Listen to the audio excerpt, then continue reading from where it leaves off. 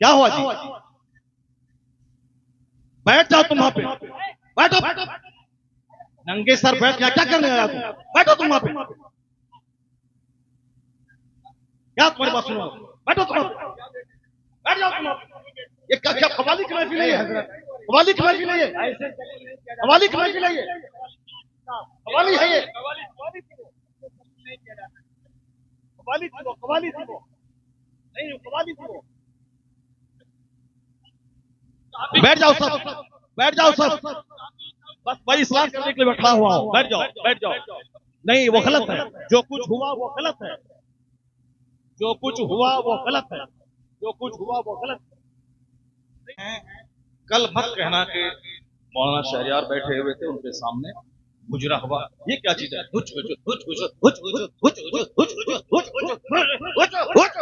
کیا ہے یہ؟ کیا ہے یہ؟ تم لوگ کل دیوبندی ہو جاؤ گے، میں دعوے سے کہتا ہوں۔ اور دیوبندی کل مذاق اڑا گا پورنیہ کا۔ تمہیں معلوم ہے کہ آج مذاق اڑائیں گے، کہیں گے بریلیوں کا جلسہ یہ ہوتا ہے، بریلیوں کا جلسہ یہی ہوتا ہے۔ کیا یہ ناتخوانی ہے؟ یہی ناتخوانی ہے۔ یہ ایکو ہٹا دو، اس کے بعد کیا؟ ایکو تم ہٹا دو، میرے مدرسے کا بچہ اس سے اچھی نہ سنتا، عربی کالج کا بچہ اس سے اچھی نہ سنتا۔ گچڑ کا نام ناتخوانی ہے؟ کیا کیا تم نے؟ سنیت کو بدنام کیا، بریلیت کو بدنام کیا، مسلک اعلیٰ حضرت کو بدنام کیا۔ رات میں کتنے بج رہے ہیں؟ 2:10۔ کتنے بج رہے ہیں؟ ٹائم دیکھو تم، رات کے 2:10 ہو رہے ہیں، 2:10 ہو رہے ہیں۔ معلوم ہے کیا ہوا اس میں؟ پبلک کا چندہ اسی لیے ہو رہا ہے۔ بیٹھ جاؤ، اگر بہار کی عزت پیاری ہے تو بیٹھ جاؤ، اگر پورنیہ کی عزت پیاری ہے تو بیٹھ جاؤ۔ یہ ڈانس کرنے کے لیے جلسہ ہوتا ہے، چندہ ہوتا ہے، بیٹھ جاؤ سب۔ ناتخوانی وہ نہیں ہے جو ناتخوانی وہ نہیں ہے، بھیڑ جھکانے کا نام جلسہ۔ بیٹھ جاؤ سب۔ اب اگر نعت تم نے نام قرآن کی بات کون سنے گا؟ حدیث کی بات کون سنے گا؟ اسلامی تعلیمات کے بارے میں کون سنے گا؟ اگر تم نعت سنے تھے، تقریر سنتے، تب ہوتا کہ چلو بھائی موج مستی کرنے پیدا ہوئے، دوسرے لوگ شراب پئیں، بدکاری کریں، سود کھائیں، اس سے کیا مطلب ہے؟ اس کو مرنے کے بعد حساب کتاب کا کوئی خوف ہی نہیں ہے۔ یہ ساری باتیں ہم مسلمانوں کو سوچنا ہے۔ سرکار دو جہاں کی حدیث ہے کہ لا تزول قدم عبد حتی یسأل عن اربع۔ آقا فرماتے ہیں کہ قیامت کے دن بندے کا پاؤں اپنی جگہ سے 1 انچ نہیں ہٹے گا، 1 انچ نہیں ہٹے گا جب تک کہ 4 چیزوں کا اس سے سوال نہ ہو جائے، جب تک کہ 4 چیزوں کا اس سے سوال نہ ہو جائے۔ سب سے پہلا سوال ہوگا ان عمرہ فیما افنا، یعنی اپنی یہ قیمتی زندگی تم نے کس کام میں گزاری۔ یہ تو ہر مسلمان کو سمجھنا ہوگا کہ ہم اپنا بہومولیہ جیون سر سے لے کے پاؤں تک مہا سنکھوں روپے سے زیادہ قیمتی پارٹس اللہ نے دیے۔ جو لوگ گونگے ہیں، بات نہیں کر سکتے، ان کو دیکھنے کے بعد اپنی زبان کی اہمیت سمجھیں۔ جو لوگ اندھے ہیں، دیکھ نہیں سکتے، ان کو دیکھنے کے بعد اپنی آنکھ کی اہمیت سمجھیں۔ جو لوگ پاگل ہیں، سمجھ نہیں سکتے، ان کو دیکھنے کے بعد اپنی عقل کی اہمیت سمجھیں۔ جس کے پاس ہاتھ نہیں ہے، وہ لولہے کو دیکھ کر اپنے ہاتھ کی اہمیت سمجھیں۔ جو لوگ لنگڑے ہیں، جو چل نہیں سکتے، ان کو دیکھنے کے بعد اپنے پاؤں کی اہمیت سمجھیں۔ جو اربوں میں کھیلنے والے 2 روٹی کھا کے پچا نہیں سکتے، ان کو دیکھ کر 10 روٹی کھانے کے بعد پچانے کی جو مشین اللہ نے پیٹ کی شکل میں دی ہے، اس کا مہتو سمجھیں۔ حضور فرماتے ہیں قیامت کے دن ان ساری نعمتوں کے بارے میں سوال ہوگا۔ تم نے اپنے پاؤں کا کیسا استعمال کیا؟ تم نے اپنی زبان کا کیسا استعمال کیا؟ تم نے اپنے ہاتھ کا کیسا استعمال کیا؟ تم نے اپنی آنکھ کا کیسا استعمال کیا؟ ساری زندگی کے بارے میں سوال ہوگا۔ ناچ تماشے میں زندگی گزاری یا قرآن کی تلاوت میں گزاری؟ تم نے صرف وقتی لذت کی خاطر تم نے انجوائے کیا، یا تم نے رات میں تہجد کے وقت اٹھ کے اللہ کے خوف سے آنسو بہایا؟ یہ سوال ہوگا ساری نعمتوں کے بارے میں. یہ قیمتی زندگی کس کام میں گزاری.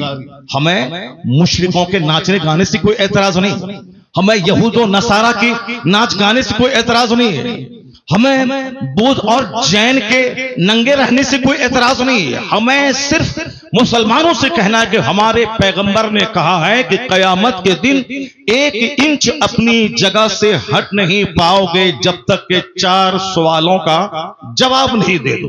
ہر مسلمان کے بچوں کو یہ حدیث یاد ہونی چاہیے، ہر مسلمان کے گھر میں یہ حدیث لکھی ہونی چاہیے، ہر مدرسے کی دیواروں میں اس حدیث پاک کو لکھا جانا چاہیے، ہر مسجد میں اس حدیث پاک کو لکھا جانا چاہیے، تاکہ سارے لوگ اپنی رسپانسبلٹیز کو سمجھیں کہ قیامت کے دن کیا ہوگا. پہلا ان عمر ہی فیما افنا، زندگی کے بارے میں زندگی کس کام میں گزاری. دوسرا سوال ہوگا ان شباب ہی، جوانی کے بارے میں کہ تم نے جوانی کس کام میں گزاری. جوانی دیوانی ہوتی ہے. جوانی میں لوگ کہتے ہیں کہ چلو کچھ بھی کرو، بڑھاپے میں تو نیک بن ہی جانا ہے، جبکہ بڑھاپے میں 90% لوگ نیک نہیں بنتے، البتہ بیمار بن کر وہ اپنی زندگی کے آخری ایام کو بھی تباہ و برباد کرتے ہیں. حضور فرماتے ہیں کہ تم جوانی کس کام میں گزاری، اس کا سوال ہوگا. تیسرا سوال ہوگا ان مال ہی من این اکتسبہ وفیما وضعہ، یعنی مال کہاں سے کمایا اور کہاں خرچ کیا، اس کا سوال ہوگا.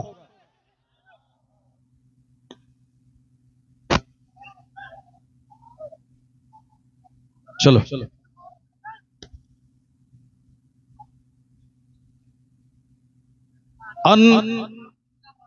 معلوم ہے نبی اعلیٰ حضرت بیٹھے ہوئے، شہزادے اعلیٰ حضرت بیٹھے ہوئے. ادب کرنا، ڈسپلین، یہ ہمارا فرض ہونا چاہیے. مائک کی آواز دو، مائک کی آواز دو. حضرت کہہ رہے ہیں کہ آپ بولتے رہیے. بیٹھ جاؤ بیٹھ جاؤ بیٹھ جاؤ بیٹھ جاؤ.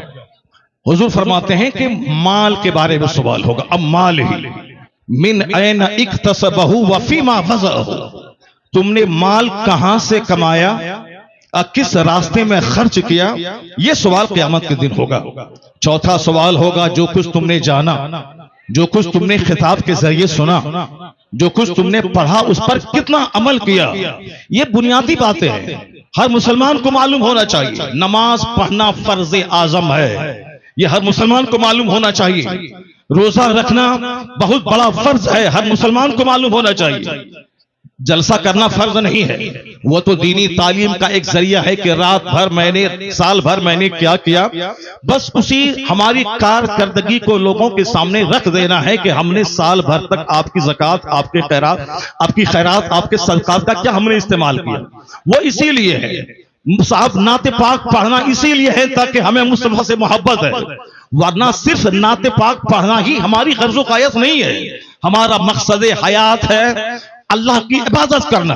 اللہ کی عبادتوں میں قیامت کے دن یہ سوال ہی نہیں ہوگا کہ تم نے نعت پڑھی یا نہیں پڑھی. سب سے پہلا سوال ہوگا، حضور فرماتے ہیں ان اول ما یحاسب بہ العبد یوم القیامۃ الصلاۃ، قیامت کے دن سب سے پہلا سوال نماز کا ہوگا. فاتحہ اچھی چیز ہے مگر نماز اس سے بڑی چیز ہے. جلسہ جلوس اچھا کام ہے مگر نماز پڑھنا اس سے سب سے بڑا کام ہے. مزارات کی حاضری اچھا کام ہے مگر اس سے بڑا کام ہے نماز پڑھنا. سرکار اعلیٰ حضرت کا جو مسلک ہے وہ مسلک یہی ہے کہ ہاں نفل کو نفل کا درجہ دیا جائے، فرض کو فرض کا درجہ دیا جائے، واجب کو واجب کا درجہ دیا جائے. ایسا نہیں کہ نفل کو فرض بنا دیا جائے، ایسا نہیں کہ صاحب جو غیر ضروری ہے اس کو ضروری کا درجہ دے دیا جائے. مسلک اعلیٰ حضرت یہی ہے کہ فاتحہ نفل ہے، نفل کی حیثیت ہو، جلوس نفل ہے، جلوس محمدی کی نفل کی حیثیت رہے، اور مزارات کی حاضری نفل ہے، اس کی حیثیت نفل آپشنل کی ہونی چاہیے. سب سے پہلا جو فرض اعظم ہے وہ نماز ہے، فرض اعظم نماز ہے. دوسرا سب سے بڑا فرض وہ روزہ ہے.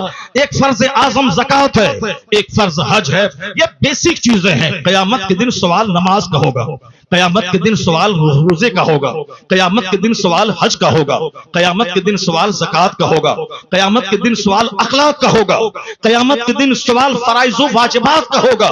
نوافل کا سوال نہیں ہوگا. اگر نوافل فرض کے ساتھ مل جائیں تو پھر اس کا درجہ اور بلند ہو جائے گا، لیکن فرض کو چھوڑ کر نفل بے وزن ہے. فرض کو چھوڑ کر نفل خسو خاشاک کی طرح ہے. تو جو کہتا ہے کہ فاتحہ حرام ہے وہ مس گائیڈ ہے. جو کہتا ہے کہ جلوس محمدی حرام ہے وہ گمراہ ہے. جو کہتا ہے کہ اولیاء صالحین کے آستانے پہ جانا ضروری نہیں ہے، فرض واجب نہیں ہے، وہ جانا گناہ ہے، ناجائز ہے، وہ بھی گمراہ ہے. اور جو یہ کہتا ہے کہ صرف نماز پڑھے درگاہوں پہ جانا نہیں، وہ بھی مس گائیڈ ہے. اور جو یہ کہتا ہو کہ صرف فاتحہ پڑھے نماز ضروری نہیں ہے، صرف جلسہ کرے نماز ضروری نہیں ہے، صرف نعت پڑھے نماز ضروری نہیں ہے، صرف صاحب قوالی کرے نماز ضروری نہیں ہے، وہ بھی مس گائیڈ ہے. بیچ کا راستہ ہے مسلک اعتدال اور مسلک اعلی حضرت کہ پہلے فرض ادا ہوگا پھر نفل ادا ہوگا. یہاں نماز بھی ادا ہوگی، نیاز بھی ادا کی جائے گی، نماز بھی پڑھی جائے گی، مزارات پہ حاضری بھی ہوگی، نماز بھی پڑھی جائے گی، جلوس محمدی بھی نکالا جائے گا. یہ فرض اور نفل یا دونوں مل کر سیدھا راستہ جنت الفردوس لے کے جائے گا. نعرہ تکبیر، نعرہ رسالت، یہی مسلک اعلی حضرت، اسی کا نام مسلک اہل سنت و جماعت ہے. کل کوئی بدعقیدہ یہ نہیں بولے کہ اتنے روپے بڑا جلسہ ہوا، نماز کی بات نہیں ہوئی. میں نماز کی وکالت کرتا ہوں کہ نماز کے بغیر جلسہ بے وزن ہے، نماز کے بغیر فاتحہ بے وزن ہے، نماز کے بغیر صاحب جلوس محمدی بے وزن ہے. اس لیے کہ کوئی نفل قبول نہیں ہوتا. اعلیٰ حضرت نے لکھا ہے جب تک کہ فرض نہ ادا ہو. 1 کروڑ روپے کی مسجد کوئی تعمیر کرے یہ نفل ہے، اور زکوٰۃ کا 100 روپیہ اگر کسی پہ فرض ہے تو وہ فرض ہے. اعلیٰ حضرت فاضل بریلوی لکھتے ہیں کہ جب تک وہ زکوٰۃ ادا نہیں ہوگی کوئی نفل خیرات قابل قبول نہیں ہوگا. اس کا مطلب یہ نکلا کہ جلسہ نہیں ہوگا، ایسا نہیں. جلسہ بھی ہوگا، نماز پہلے ہوگی، جلسہ بعد میں ہوگا. نماز پہلے ہوگی، فاتحہ بعد میں ہوگی. نماز پہلے ہوگی، نعت بعد میں پڑھی جائے گی.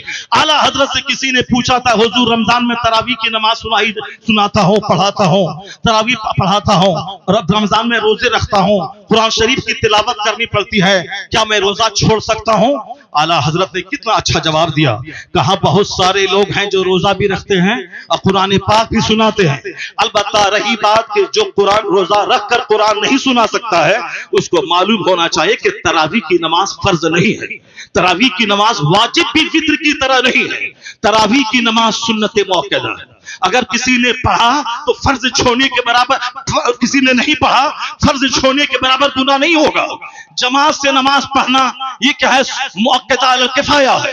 اگر جماعت مسجد میں تراویح کی ہو گئی اور پھر سارے لوگ اپنے گھر میں کچھ لوگ پڑھ لیے، گھر میں پڑھنے والا مجرم نہیں ہوگا. لیکن اگر ظہر کی جماعت چھوڑ دیا وہ مجرم ہوگا. کہتے ہیں کہ جو چیز فرض ہے روزہ، اس کو چھوڑ کر یہ تراویح کی بات کر رہا ہے. بہتر یہی ہے کہ وہ تراویح اگر نہیں سنا سکتا ہے علم ترى کیف سے لے کے قل برب الناس تک، اس کو پڑھ کے اپنی تراویح پڑھ لے مگر روزہ نہ چھوڑے، کیونکہ روزہ فرض ہے، تراویح کی نماز سنت ہے. یہ فرض کو فرض سمجھا جائے، نفل کو نفل سمجھا جائے. جنون اور مجنون بن کے یہ نہ بتایا جائے جلسے اور جلوس اور اپنے عالموں کی توہین نہیں کی جائے.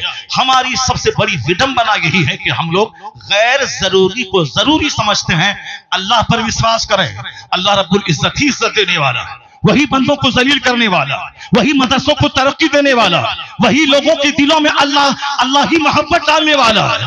بے شمار لوگوں نے بڑے بڑے جلسے کیے، مدرسے میں تعلیم نہیں ہوئی، وہ مدرسہ اجڑ گیا. میں نے مختصر سی زندگی میں اس کو دیکھا ہے. لیکن جن لوگوں نے محنتیں کی، 5 سال کے بعد جلسہ کیا، اور اگر اچھے عالم، اچھے حفاظ کو انہوں نے دیا، اس کے پاس بچوں کے رکھنے کی جگہ نہیں ہے. اتنے بچے ہیں کہ وہ رکھ نہیں سکتا ہے. اصل کوالٹی علم کی ہے، اصل کوالٹی ہے آپ بچوں کو اچھی تعلیم دیجئے، ایجوکیشن دیجئے، نہ کہ بہت بڑی بھیڑ بھاڑ جمع کر کے اور اپنے مدرسے کو فروغ دیے. مدرسہ فروغ پاتا ہے علم سے. میں تمام سنی مدارس کے لوگ ذمہ داروں سے کہتا ہوں تعلیم پہ فوکس دیں، درسگاہ پہ فوکس دیں، اچھے عالم کو رکھیں، اچھے حفاظ کو رکھیں. اگر ایک بچہ فارغ ہوا، اگر صحیح ڈھنگ سے قرآن سنایا تو سارے لوگ یہی کہیں گے یہ بتا دے تو کس مدرسے میں پڑھا ہے، وہ تیرا استاذ کون ہے. یعنی वही एक बच्चा आपका सबसे बड़ा प्रचारक हो जाएगा, वही एक बच्चा आपके मदरसे की खूबियों को दूसरों के सामने एग्जीबिशन करने वाला एक जबरदस्त अलमबरदार हो जाएगा। आपने 10 बच्चों को आपने निकाल दिया और क्वालिटी उसमें नहीं है, वह जहां भी जाएंगे मदरसों को बदनाम करेंगे कि किस उस्ताद ने तुझको पढ़ाया है, किस मदरसे में तुमने पढ़ाया है। क्वालिटी पे जोर देना। बस आखिरी बात सुन ले, अभी मुसलमानों के चेहरे पे हवाइयां उड़ रही है कि हमारा मुस्तकबिल कैसा है, हमारा फ्यूचर कैसा है, हमारा आने वाला दिन कैसा है। आपको मैं यकीन दिलाता हूं कि इस्लाम का आने वाला दिन इतना सुनहरा है कि कोई दिन ऐसा नहीं गुजरता जिस दिन कोई पढ़ा लिखा आदमी कलमा पढ़ के मुस्तफा का गुलाम न बनता हो। कोई दिन ऐसा नहीं गुजरता जिस दिन अमेरिका जैसे हाईली क्वालिफाइड और तरक्की याफ्ता मुल्क का कोई एक दानिश्वर कलमा पढ़ के मोमिन न होता हो। या जोश में ये बातें नहीं बोली जाती है, बल्कि ये बातें दलाइल और प्रूफ के साथ की जाती है। आप अगर पढ़े लिखे आदमी हैं, हमारे बच्चे स्कूल कॉलेज में पढ़ते हैं, मैं उन बच्चों को कहता हूं, एक नाम आपने सुना होगा जॉन डी रॉकफेलर का। हमारे शेख बैठे हुए हैं, शेख का दौरा लंदन होता है, हमारे हजरत का दौरा अमेरिका होता है, हमारे हजरत का दौरा अफ्रीका होता है। वह सारी दुनिया के हालात से बाखबर है। मैं अपने शेख को कहता हूं कि जॉन डी रॉकफेलर वह दुनिया का सबसे पहला अरबपति, आज की तारीख में बेशुमार अरबपति हैं, टाटा, बिरला, जिंदल, मित्तल, अडानी, अंबानी, ये सारे के सारे अरबपति हैं। लेकिन जॉन डी रॉकफेलर वह दुनिया का सबसे पहला अमेरिका का अरबपति, बिलियनियर, मिलियनियर ही बिलियनियर यानी अरबपति, जिनके पास खरबों की दौलत थी। 53 साल की उम्र में वो खरबपति बीमार हो गया। बीमार होने के बाद अब उनको लगा कि अब जैसे कि मैं मर जाऊंगा, जब मर ही जाऊंगा। अक्सर आजकल ये डिप्रेशन का मर्ज बढ़ रहा है, औरतों में भी और मर्दों में भी। औरतें भी कहती हैं कि अब मुझको ऐसा लगता है कि मैं मर जाऊंगा, मर्द भी कहते हैं कि थोड़ा सा बीमार हुआ, बुखार हुआ और लगता है कि जैसे कि अब मैं मर जाऊंगा। ये मरने की बातें, तो अब ठीक है, अच्छी बात है, मैं मर जाऊंगा, लेकिन मरने के बाद जहां जाऊंगा वहां के लिए तो काम बढ़ा देना चाहिए, वहां की इबादत बढ़ा देनी चाहिए। सिर्फ खौफ है कि मेरे बच्चों का क्या होगा, मेरी बच्ची का क्या होगा। नहीं, अक्लमंद वो है जिसको लगे कि अब मैं मर जाऊंगा तो उसको इबादत बढ़ा देनी चाहिए, सजदा बढ़ा देनी चाहिए, तिलावत बढ़ा देनी चाहिए, गुनाहों से सच्ची तौबा बढ़ा देनी चाहिए। ये होना चाहिए, ना के साथ बाल बच्चों के खौफ में मौत से घबराना चाहिए। वमन यतवक्कल अलल्लाहि फहुव हस्बुह, जो अल्लाह पे भरोसा करता है अल्लाह उसके लिए काफी होता है। कुरान में आया है, ला तक़तुलू औलादकुम खश्यता इमलाक, गरीबी के डर से बच्चों को कत्ल मत करो, मैं तुझे भी रोजी देता हूं, तेरे बच्चों को भी रोजी दूंगा। रोजी देने वाला अल्लाह है। वो अमेरिका का खरबपति, उसने सोचा कि अब जब मुझको मर ही जाना है तो अब क्यों नहीं सदका तो खैरात करके मैं मरूं। अपनी दौलत का एक बड़ा पार्ट मेडिकल एक्सपर्ट के खर्च पे उन्होंने डोनेट किया कि नई नई बीमारियां और उसके इलाज और ट्रीटमेंट दरियाफ्त करने के पीछे मेरी दौलत का एक बड़ा हिस्सा खर्च होगा। उन्होंने एक स्कूल बनवाया, गरीबों, मिस्किनों, मासूरों, बेवाओं के बच्चे स्कूल में पढ़ेंगे, फ्री तालीम। उन्होंने एक बहुत बड़ा हिस्सा अपनी दौलत का हॉस्पिटल पे वक्फ किया, यहाँ गरीबों, मिस्किनों, मासूरों, कम पैसे वालों का इलाज होगा। यानी अपने पैसे को गरीबों के लिए, सोशल वेलफेयर के लिए, चैरिटी के लिए उन्होंने दरवाजा खोल लिया। उसको ऐसा महसूस हुआ 2-3 महीने के बाद कि अंदर से उसका कैंसर का जख्म हल्का हो रहा है। ये द टाइम्स ऑफ इंडिया जो हिंदुस्तान का अंग्रेजी अखबार है। हमारे बच्चे तो एमए करने के बाद भी एक जुमला अंग्रेजी नहीं बोलते हैं। जिसको होना था डीएम वो चपरासी की भी नहीं बन पाए, जिनको होना था साइंटिस्ट वो गली कूचे का दिल फेंक आशिक बन गया। अमेरिका का यहूदी एक मिनट का सही इस्तेमाल करके दुनिया को माइक्रोफोन दे, दुनिया को हवाई जहाज दे, और हमारे वो बच्चे जिसके पास थी मेरिट डीएम बनने की, वह सिर्फ मोबाइल चला चला करके वो बच्चे हमारे गली कूचे के दिल फेंक आशिक बन गए, किसी काबिल नहीं रहे। एक बच्चा हिंदुस्तान का अगर आईएएस ऑफिसर बनता है तो 40 करोड़ मुसलमानों का कलेजा ठंडा हो जाता है। वह कमा के अपने बाप को देगा, मगर नाम पूरी मुस्लिम सोसाइटी का होता है। हमारी मेजॉरिटी हमारे नौजवानों की मोबाइल चला चला के डीएम तो नहीं बनी, البتہ اپنی جوانی میں آگ لگا دی، اپنی سوچ اور فکر میں آگ لگا دی، اپنی صحت کو تباہ و برباد کر دیا، اپنے خاندان کی ناک مٹی میں ملا دی۔ موبائل کا استعمال ضرورتاً ہو، 24 گھنٹے اس میں گھس کے نہ رہے۔ ٹوائلٹ کا استعمال ضرورت ہو، 24 گھنٹے ٹوائلٹ میں گھسنے والا تباہ و برباد ہو جائے گا، صحت ختم ہو جائے گی۔ یہودی ایک ایک منٹ کو قیمتی سمجھتے ہیں تو ذلیل قوم دنیا میں سب سے مالدار قوم ہے۔ جبکہ نمازوں کی پابندی ہمیں وقت کی قدر سکھاتی ہے، جبکہ سحر اور افطار کا سسٹم وقت کی قدر سکھاتا ہے، جبکہ زکوٰۃ کا مینج ہمیں ایک ایک منٹ کو قیمتی سمجھنے کا پیغام دیتا ہے۔ 1 منٹ پہلے دانا حلال، 1 منٹ کے بعد دانا حرام، یہ ہمیں پنکچولیٹی سکھاتا ہے۔ مگر عقل رہے تب نہ ان باتوں پہ ہم غور کریں۔ ہمارے پاس تو غصہ بہت زیادہ ہے، ہمارے پاس جذبات بہت زیادہ ہے، ہمارے پاس صرف چھوٹی فکری کی وجہ سے ہم جو لائق تھے اس لائق نہیں بن پائے۔ امریکہ کا کھرب پتی، انہوں نے دولتوں کا ایک بڑا حصہ اسکول پہ، ہاسپٹل پہ، غریبوں کے راشن کے کٹ پہ اور میڈیکل ایکسپرٹ کی ٹیم بیٹھا کے تاکہ نئی بیماریوں کا علاج کھوج کرنے کے لیے وہ ٹیم خاص رہے۔ ان کو ایسا لگا جب سے وہ چیریٹی صدقات و خیرات کا کام شروع کیا، اندر سے اس کے بدن کا جو کینسر تھا اس کا مرض دور ہونے لگا۔ 4 مہینے کے بعد انہوں نے ٹیسٹ کروایا، اس کے اندر کا کینسر ختم ہو چکا تھا۔ اب وہ شخص دنیا والوں کو بتایا کہ دنیا والا گواہ رہے، دنیا والا گواہ رہے کہ چیریٹی سے بیماری کا علاج ہوتا ہے، صدقہ سے بیماری کا علاج ہوتا ہے، خیرات سے بیماری کا علاج ہوتا ہے۔ انہوں نے کہا خیرات سے بیماری کا علاج، بیماری کے علاج کے جتنے طریقے ہیں اس میں سب سے بڑا طریقہ یہ بھی ہے کہ چیریٹی اور خیرات سے بیماریوں کا علاج ہوتا ہے۔ صدقہ تو خیرات سے مریض صحت مند ہوتے ہیں، صدقہ تو خیرات سے مریض صحت یاب ہوتے ہیں، صدقہ تو خیرات سے مریض صحت یاب ہوتے ہیں۔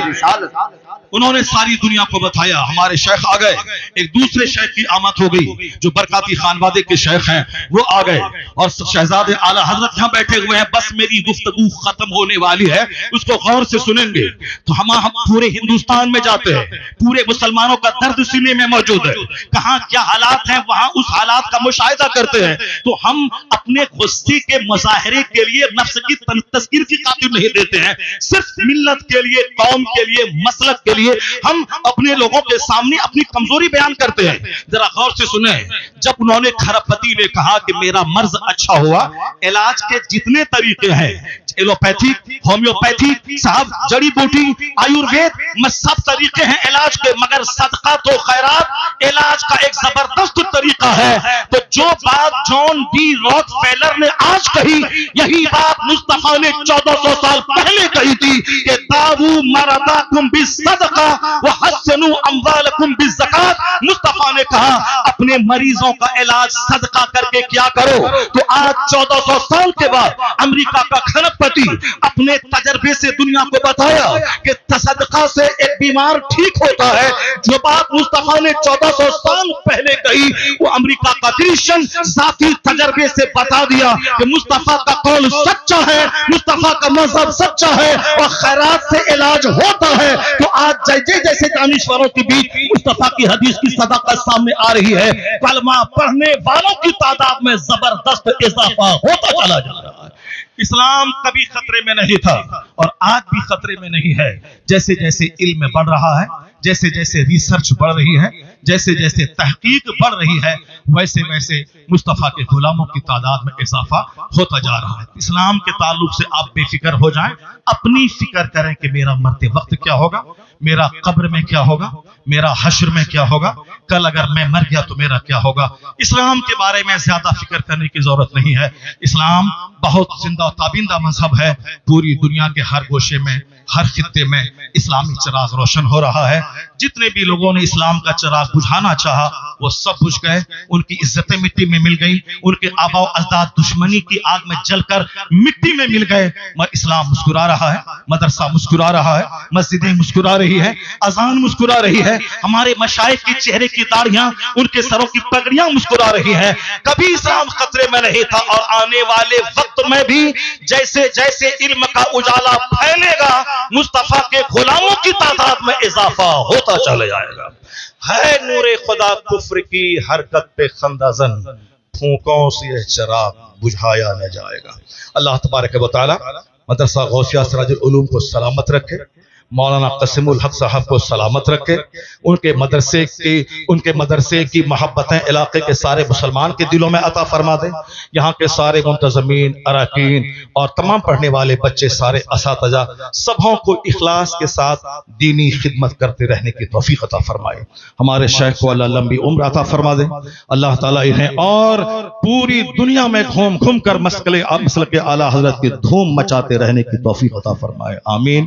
وآخر دعوانا ان الحمدللہ۔